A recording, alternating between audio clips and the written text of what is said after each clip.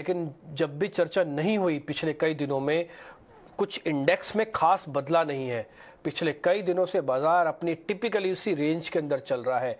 बहुत बड़ी बड़ी खबरों को हमने डाइजेस्ट किया। ये अच्छी बात है कि इस रेंज के अंदर हम सारी खबरों को डाइजेस्ट कर रहे हैं, सर या ये बुरी बात है कि मार्केट कुछ नहीं कर रहा, न्यूज़ फ्लो को भी इग्नोर मार रहा है?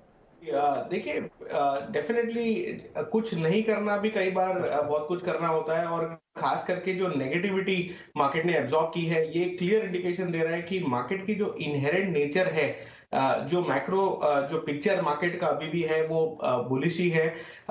यस, थोड़ा एक तरह से टाइम कंसोलिडेशन, टाइम करेक्शन इसे बोल सकते हैं।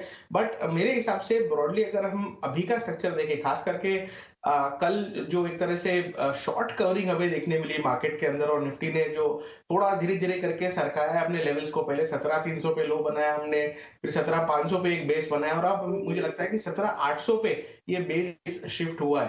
तो एज लॉन्ग 17,800 के ऊपर है, मेरे हिसाब से निफ्टी यहाँ पर पूरी कोशिश करेगा 18,000 18,200 तक के लेवल्स को टेस्ट करने की। कल के सेशन में एफआईआईज ने अच्छी खासी शॉर्ट कवरिंग की है, साथ ही में इंडेक्स में यानी कि दोनों निफ्टी बैंक निफ्टी फ्यूचर्स में अच्छी शॉर्ट कवरिंग देखने को मिली है। और साथ ही में इंडेक्स कंपोनेंट्स जो है, वहां पर मिक्स ऑफ शॉर्ट कवरिंग और लॉन्ग बिल्डअप था।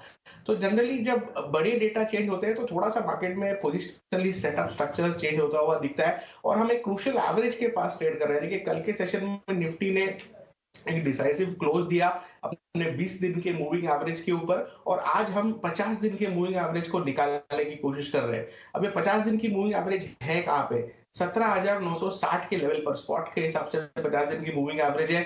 आई थिंक ये लेवल को अगर हम क्रॉस कर लेते हैं, इसके ऊपर क्लोजिंग दे देते, तो और एक round of short covering market के अंदर आ सकती है, जहां पे मुझे लगता है 18,200 तक का पड़ाव निफ्टी के अंदर टेस्ट होता हुआ दिखेगा।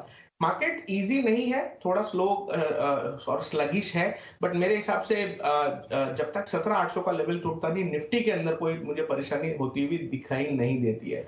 दूसरा, जहां तक बैंक निफ्टी का सवाल है, बैंक निफ्टी थोड़ा यहाँ पे बैकफुट पर जरूर है, ज्यादा कंसोलिडेट कर रहा है। इनफैक्ट निफ्टी से भी, निफ्टी में हमने फिर भी मूव देख लिए ऊपर नीचे की तरफ, लेकिन यहाँ पर बैंक निफ्टी में काफी टाइट कंसोलिडेशन हो रहा है। मेरा ही मानना है कि बैंक निफ्टी के अंदर 41,700 के ऊपर एक अच्छा राउंड ऑफ अपमूव आ सकता है, जहां पर हम बैंक निफ्टी को तकरीबन 42,500 के लेवल्स तक जाते हुए देख सकते हैं। तो बैंक निफ्टी के अंदर भी रुझान जो है वो पॉजिटिव है। कल की क्लोजिंग काफी कंफर्टेबल थी, बैंक निफ्टी ने भी 50 दिन के मूविंग एवरेज के ऊपर क्लोज दिया, और साथ ही में पिछले एक 7-8 सेशन से इसने 100 दिन के मूविंग एवरेज को डिफेंड किया है।